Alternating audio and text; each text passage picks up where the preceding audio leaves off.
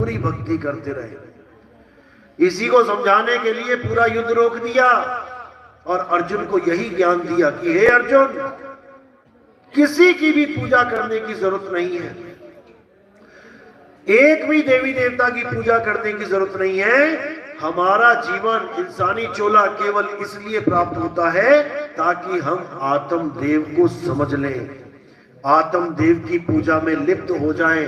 अध्याय 3 17वां श्लोक। हे अर्जुन, जो अपनी आत्मा में संतुष्ट हो जाते हैं, जो अपनी आत्मा में स्थिर हो जाते हैं, उनके लिए कोई धार्मिक कर्म कर्तव्य लागू ही नहीं होता। उसे कभी किसी मंदिर में जाने की जरूरत नहीं, उसे कभी कहीं पर भी कोई पूजा अर्चना करने की जरूरत नहीं, कोई तीर्थ मूर्त पूजने की जरूरत नहीं, कोई तीर्थ स्थानों पे नहाने की जरूरत नहीं। उसका परमात्मा उसकी आत्मा में ही प्राप्त हो जाता है। ऐसे दिव्य पुरुषों को स्थित प्रज्ञ कहा जाता है। अध्याय 3 18वां श्लोक। जो अपनी आत्मा में स्थित हो जाते हैं वो अन्य किसी जीव पर निर्भर नहीं रह जाते। अब उसका कल्याण किसी और के हाथों में नहीं होता, वो स्वयं ही अपना कल्याण कर लेता है। जिसको तैरना आ जाता है, क्या पानी में गिरने के बाद वो किसी का इंतजार करता है कि मुझे आगे कोई बचाएगा? नहीं, उसे खुद ही तैरना आ गया, वो खुद अपने आप अपनी रक्षा कर सकता है। इसी प्रकार आत्म ज्ञान है। जब तक तुम्हारे जीवन में आत्म ज्ञान नहीं आया तब तक तुम किसी ना किसी को भगवान मान के पूजा करते रहोगे, और किसी ना किसी को तो क्या मानोगे, तुम खुद से ही बनाए हुए पत्थरों को भगवान मान के पूजा करने लग जाओगे। भगवान ने हमें बनाया या हमने भगवान को बनाया? भगवान ने हमें बनाया या हमने भगवान को बनाया? किसकी पूजा करनी है? उसकी करूं कि जिसने मुझे बनाया, या उसकी करूं जिसको मैंने बनाया? ये कहां से आई है मूर्तियां सब? ये सब मूर्तियां मंदिरों में कहां से आई हैं? इंसान ने बनाई है। इंसान बनाता है अपनी कल्पना के अनुसार। कभी शंकर जी को क्लीन शेव बना देता है, देखो फोटो, कभी शंकर जी की दाढ़ी बना देता है कल्पना से। क्या शंकर जी भी क्लीन शेव थे क्या? कल्पना चल रही है, सब कल्पनाओं की भक्ति कर रहे हैं, और जो असल है उसको कोई नहीं जान पा रहा। हे अर्जुन, इस दुनिया में 4 प्रकार के भगत होते हैं। पहला भगत वो होता है जो मेरी पूजा करता है दुनियावी चीजों के लिए। दूसरा भगत होता है जो मेरी पूजा करता है, मुझे याद करता है मुसीबत पड़ने पे। तीसरा भगत वो होता है जो मेरे बारे में केवल मेरी कथाओं को जानने के लिए मेरे अन्य मंदिरों में तीर्थ यात्रा करता फिरता है, मेरी कथाएं सुनने के लिए। और चौथा होता है जो मुझे तत्व रूप में जानने के लिए किसी गुरु की शरण में जाके आत्म ज्ञान को प्राप्त करता है। इन चारों में मुझे केवल वही ज्ञानी पुरुष सबसे प्रिय है जो मुझे तत्व रूप में जानता है। जो मुझे शरीर रूप में जानते हैं वो जानकर भी मुझे नहीं जान पाते। बस यही समझना है। कृष्ण बोलते ही अगर तुम्हारे सामने कृष्ण जी के शरीर की फोटो आती है तो इसका मतलब तुम उसको नहीं जानते, क्योंकि कृष्ण कोई शरीर नहीं है, कृष्ण एक आत्मा है। जैसे मैं और मेरे कपड़े, मैं यहां से चला जाऊं और अपने कपड़े यहां पे छोड़ जाऊं, लोग मेरे कपड़ों की पूजा करने लगे कि गुरुजी हैं, गुरुजी हैं, तो भाई ये गुरुजी नहीं है, ये तो कपड़े हैं। इन्हीं कपड़ों से छुटकारा दिलाने के लिए संत महात्मा इस दुनिया में आते हैं। इन्हीं कपड़ों का छुटकारा चाहिए हमें, तभी हमारी मुक्ति होगी।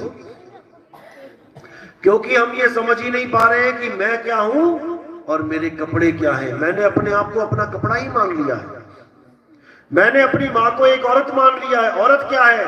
5 तत्व का पुतला है, हड्डी है, मांस है, खून है, आंखें हैं, नाक है, कान है, इंद्रियां हैं।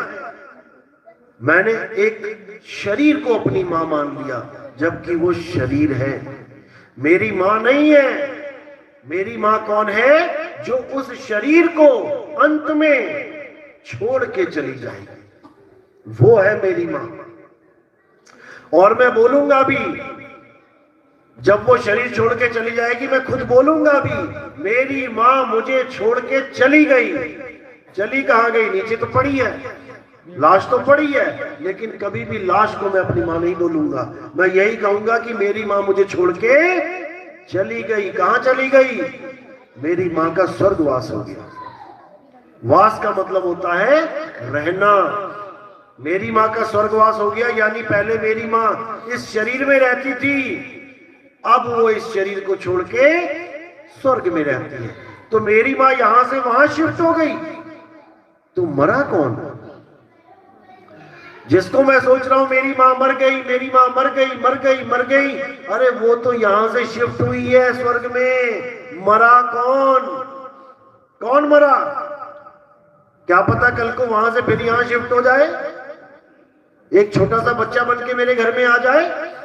तो मरा कौन? मां गई थी, मां वापिस आ गई। मां बाजार गई थी, बाजार से फिर वापिस आ गई। क्या बाजार जाने जाने को मैं कह दूं कि मेरी मां मर गई? कोई नहीं मरता। इसी को कबीर साहब ने कहा, अरे पानी में पानी मिला और मिला पौन में पौन, मैं तो से पूछूं पंडिता, इनमें मरा कौन? ये पांच तत्वों में मिल गए। हवा, अग्नि, जल, वायु, आकाश, ये पांचों तत्व पंच महाभूत में मिल गए। तो बिछोड़ो तो उनका भी नहीं हुआ, उनका भी मिलाप हुआ। मरा कौन?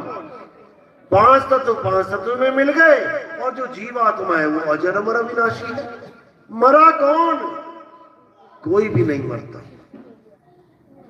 जब तक हम ये समझ रहे हैं कि मैं मरूंगा, मेरे पापा मरेंगे, मेरी मम्मी मरेगी, तब तक हम समझ ही नहीं पा रहे हैं कि हम हैं क्या। हम अपने आप को शरीर मान के जीवन बर्बाद कर देते हैं। जबकि आत्मज्ञान क्या कहता है? कबीर साहब कहते हैं इस दुनिया में सबसे ऊंचा ज्ञान है आत्मज्ञान। अरे जल में मीन प्यासी, मोह देखत आवे हासी। आत्मज्ञान बिना नर भटके, कभी काबा कभी काशी। कौन सा ज्ञान चाहिए हमें? आत्मज्ञान। आत्मज्ञान बिना नर भटके। आत्मज्ञान का मतलब ये नहीं है कि तुम किसी गुरु के पास जाओ, गुरुजी मुझे परमात्मा चाहिए, गुरुजी कहे ले बेटा मंत्र जप। मंत्र जपने का मतलब ये नहीं होता है आत्मज्ञान कि आदमी आया उसको भी मंत्र दे दिया ये जप, औरत आई उसको भी मंत्र दे दिया ये जप। जपने से आत्मज्ञान नहीं होता। आत्मज्ञान की पहली क्लास है कि उनको बोध कराया जाए कि ना तुम आदमी हो ना तुम औरत हो, तुम एक आत्मा हो। ये ABCD है आत्मज्ञान की। पहले तुम्हें पता तो लगे मुझे ज्ञान लेना किसका है, आत्मज्ञान किसको कहते हैं। जैसे आत्म कथा किसे कहते हैं? अपनी कथा लिखना, वो है आत्म कथा। किसी और की कथा लिखोगे वो कभी आत्म कथा नहीं कहलाएगी।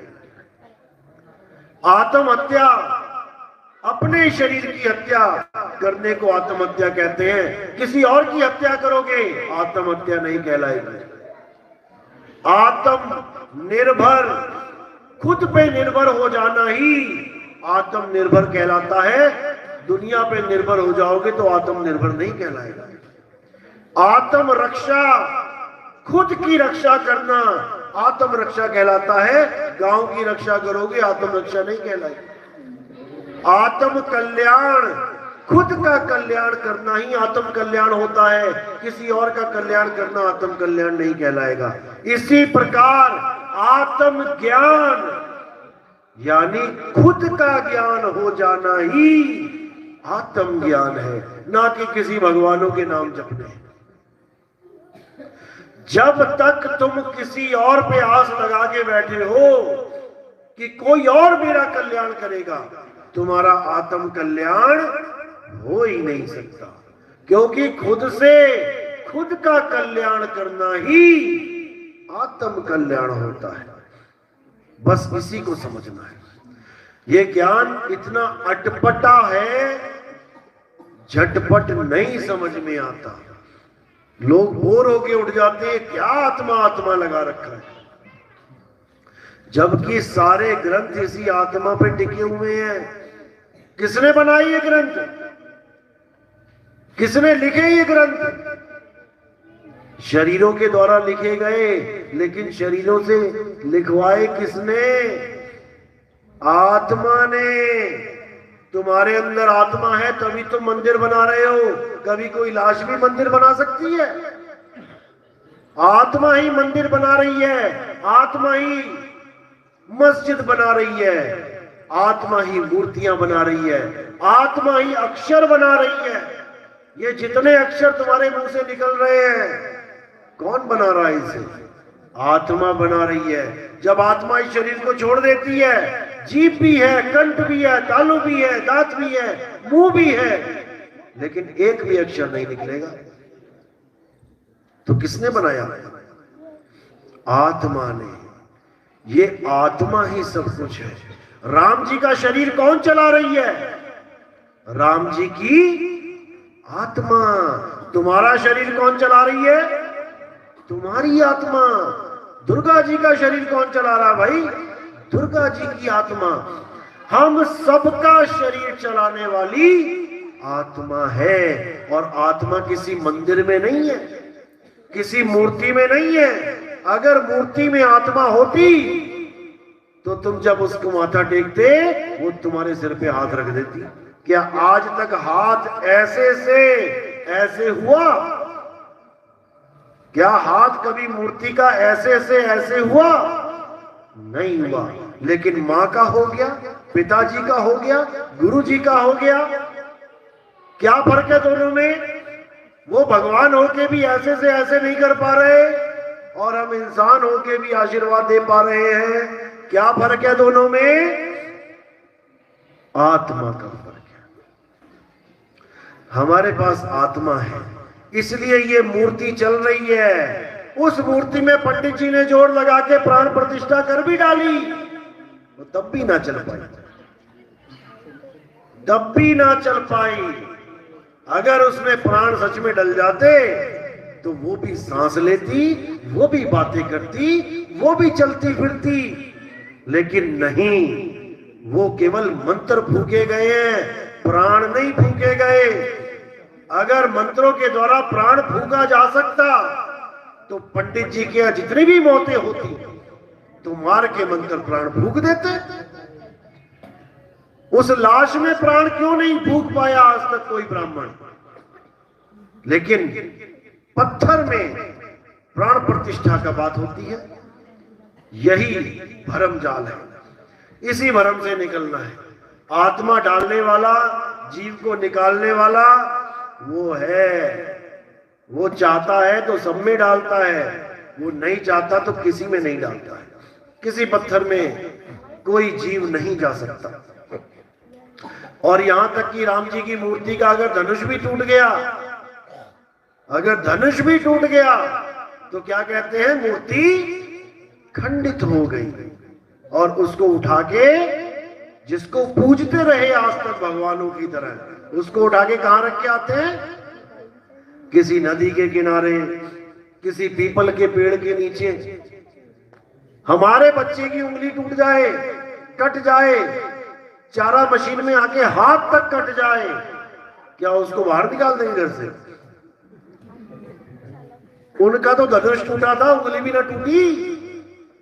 कृष्ण जी का तो चक्कर टूटा था, थोड़ा सा फेविकोल लगा के जोड़ देते, लेकिन पूरा कृष्ण जी को ही उठा के बाहर रख दिया।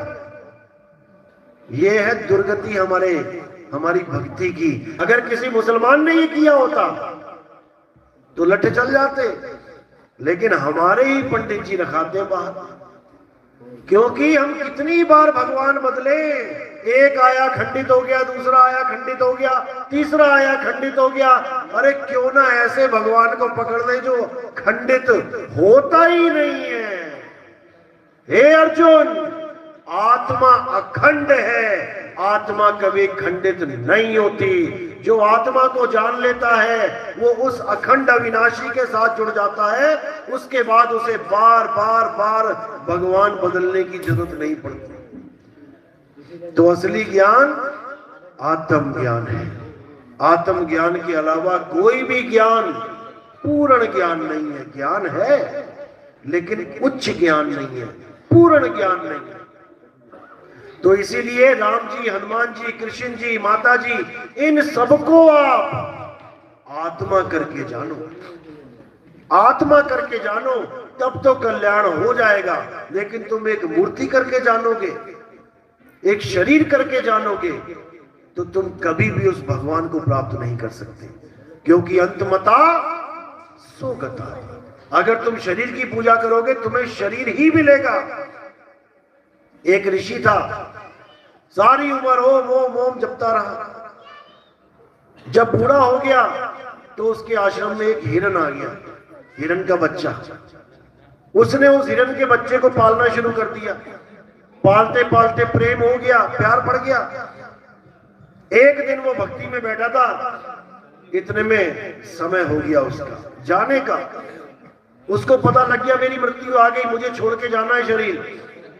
लेकिन उसके ध्यान में एकदम आया, अरे इस बच्चे को तो मैंने बांध रखा है आश्रम में, ये जिस डोर से बंधा है ये तो कहीं भाग भी नहीं पाएगा। कोई शेर, चीता, घड़ियाल, कोई भी जानवर आ गया तो ये भाग नहीं पाएगा, जान नहीं बचा पाएगा, ये तो बड़ा पाप हो गया मुझसे।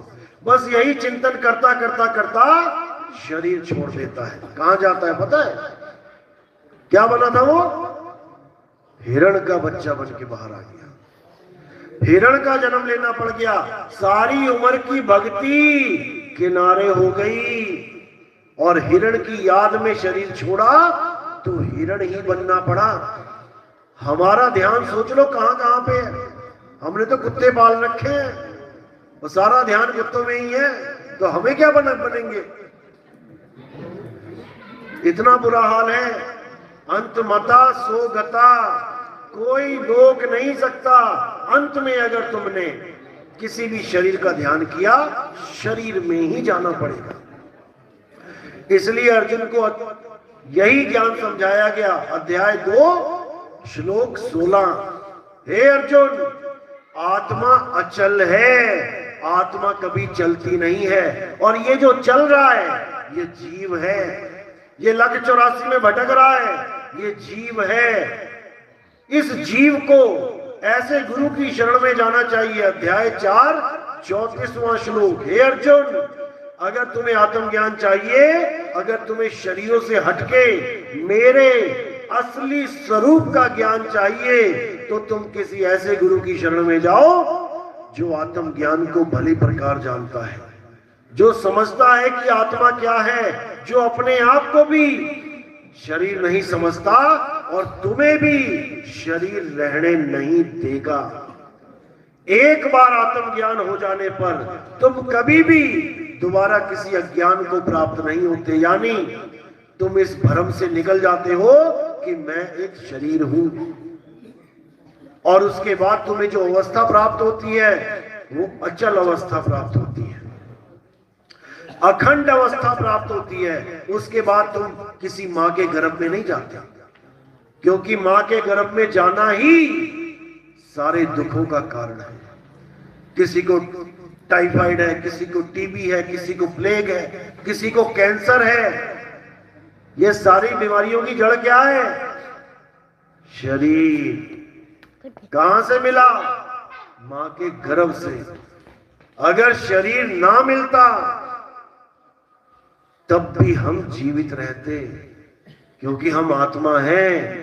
हम बिना शरीरों के भी जीवित रह सकते हैं, लेकिन शरीर पाना ही हमारी बर्बादी का कारण है। इसलिए इस जन्म को अब आखिरी जन्म मानो। अब दोबारा गर्भ में नहीं जाना। अभी तो औरत का गर्भ मिल गया, इसलिए आदमी बन के, औरत बन के निकल आए। अगर कुतिया का गर्भ मिल जाता तो गलियों में भटक रहे होते कुत्ता बन के। अभी कोई कहे कि उस कुतिया का दूध पियो जाके, कोई मुंह नहीं लगाएगा थन में, मैं क्यों पीऊं जाके। और वही जब उसके गर्भ में पड़ जाए 6-7, तो बाकियों को पीछे कर करके दूध पिएगा। देखो 6 कुत्ते हो तो कैसे एक दूसरे को पीछे कर करके लगते हैं लाइन में, मैं पी जाऊं सारा। वो भी कभी आदमी थे हमारी तरह, लेकिन आज कुत्ता कुतिया बन के गर्क में पड़े हैं, नर्क में पड़े हैं। अभी तो हम सो जाते हैं, ताले मार के आराम से घराटे मारते हैं, लेकिन अगर हम हिरण बन गए तो खड़े खड़े सोना पड़ेगा। कोई दरवाजे नहीं, कोई कुंडी नहीं, जंगल में कोई ताला नहीं लगेगा। गलती से बैठ के सो गए तो शेर एक ही बार में काम कर देगा, खड़े होने का भी मौका नहीं मिलेगा। अभी प्यास लगती है, टूटी घुमाते हैं और घड़े के घड़े भर लेते हैं पीने के लिए। 2-2 हजार 4-4 हजार लीटर की टंकियां लगा रखी हैं। एक बार हिरण बन गए तो बार बार गला सूखने पे तालाब के पास जाना पड़ेगा, और तालाब में मामा जी इंतजार कर रहे होंगे। कौन? मगरमच्छ। आ तो सही, एक घूंट पानी पीने के लिए तुम्हें बार बार मौत से टकराव करना पड़ेगा। आज तो मजे लगे हुए हैं, मैं जी प्रधान हूं, मैं जी एमएलए हूं, मैं जी डीसी हूं, मैं जी एमसी हूं। एक बार हिरण बन गया तो कोई ना पूछता जाके वहां पे तू क्या था। फिर तो जान बचाने के लिए भागना पड़ेगा, और पीछे लगेंगे तेंदुए और चीते, हाहाकार हो जाएगी। अभी इंसानी चोला मिला है, इसी में समझ लो कि पीछे जाना है या आगे बढ़ जाना है। इंसानी चोले से ऊपर कोई चोला नहीं है, ये टॉप ऑफ द क्रिएशन है, ये सबसे उच्च चोला है। ये ऐसा चोला है जिसके लिए कुरान में कहा जाता है कि जब पहला इंसान अल्लाह ने बनाया, आदम अलैहिस्सलाम, तो सारे जिन्नों और सारे फरिश्तों को हुक्म दिया कि इसका सजदा करो। कुरान में एक जगह नहीं लिखा गया कि अल्लाह से बड़ा कोई और है या अल्लाह के सिवा किसी और का सजदा करना है। लेकिन जब पहला इंसान बनाया गया, आदम और हव्वा, आदम को बनाने के बाद सारे फरिश्ते, फरिश्ते कौन है? देवता। मुसलमानों के देवताओं को फरिश्ता कहते हैं। देवताओं के सिर झुकवाए गए उस आदमी के सामने, क्योंकि ये आदमी ही इस जन्म और मरण को खत्म कर सकता है। देवता खत्म नहीं कर सकते। देवताओं को तो ड्यूटी लगी है, वो तो ड्यूटी निभाते, सारा जन्म निकाल देते हैं। देवता अपनी तरफ से कुछ भी नहीं कर सकते, लेकिन इस आदमी को खुली छूट मिली हुई है। तू हिंदू बन जा, तू मुसलमान बन जा, सिख बन जा, ईसाई बन जा, भक्ति कर ना कर, मीठ खा ना खा, अच्छा खा ना खा, सच बोल झूठ बोल, अरे कुछ भी कर, कितनी छूट मिली हुई है, तब भी नहीं समझ पा रहा। कबीर साहब कहते हैं, इस देही को सिमरे देव और सो देही कर हर की सेव। इस शरीर को देवता भी तरसते हैं कि मुझे ये शरीर मिल जाए, मुझे भी कोई गुरु मिल जाए और मेरी मुक्ति हो जाए। लेकिन यहां उल्टा काम चल रहा है। यहां हम लोग देवताओं की पूजा कर रहे हैं, वो हमारी पूजा कर रहे हैं कि हमें ये शरीर मिल जाए इंसानी चोला, और हम उनकी पूजा कर रहे हैं। क्यों? क्योंकि हमें सही ज्ञान नहीं मिल पा रहा है। अध्याय 7 पढ़ो। जो लोग, हे अर्जुन, जो लोग देवी देवताओं की पूजा करते हैं वो अल्प बुद्धि इंसान हैं, उनकी मति मारी गई है।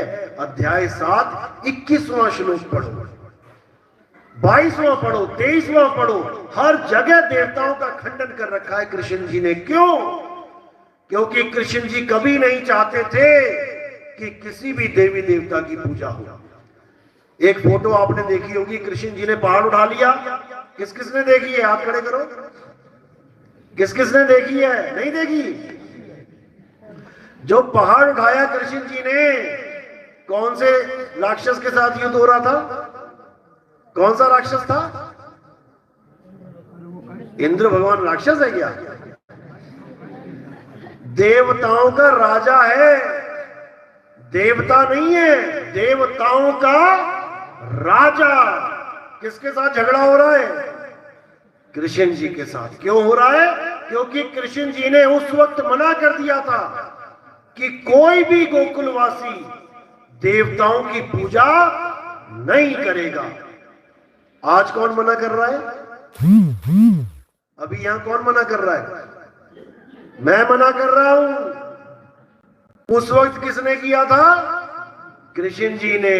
तो वही बात आज समझा रहा हूं, एक युग के बाद। समझोगे कि नहीं समझोगे? तो क्या बोला कि जो देवताओं की पूजा करेगा वो भगत नहीं कहलाएगा। सबने पूजा छोड़ दी। अब इंद्र ने क्या कहा कि ये तो बहुत गलत किया आपने, भीषण बारिश करवा दी कि इन सबको मरवा देंगे, सबको मार देंगे जो मेरी पूजा नहीं करेगा। तो भगवान ने कहा अच्छा जी, चलिए भी करके देख ले। तब कृष्ण जी ने क्या किया, पूरा पहाड़ उठा लिया, गोवर्धन पर्वत, एक उंगली पे। किसको बचाने के लिए? हमें बचाने के लिए। तो आज मैं किसको बचाने के लिए ये बातें बोल रहा हूं? किसको? आप लोगों को बचाने के लिए। मैं कोई विरोधी नहीं हूं किसी धर्म का।